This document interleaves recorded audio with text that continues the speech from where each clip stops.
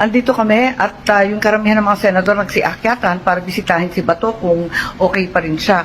Dahil kami nagtataka at nagdatingan yung mga opisyal na kada isa, kanina, hindi sumasagot sa amin, denied to death sila. Sabi nila lahat na talagang wala silang kinalaman. Nag-umpisa sa ating PNP, dumating si John Vic Remulla, wala rin siyang kinalaman. Ganon din ang NBI, Dedma rin. Lahat sila walang alam pero putukan tuloy-tuloy.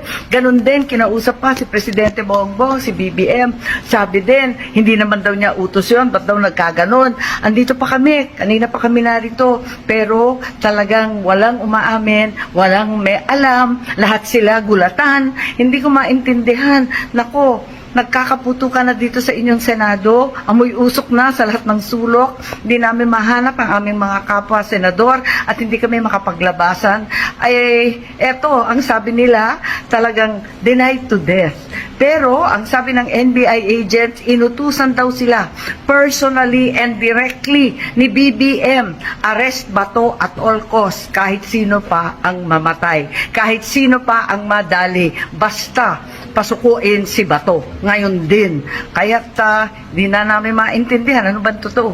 Mukhang wala namang nag-utos nito. Bakit nagkaroon ng Senate siege?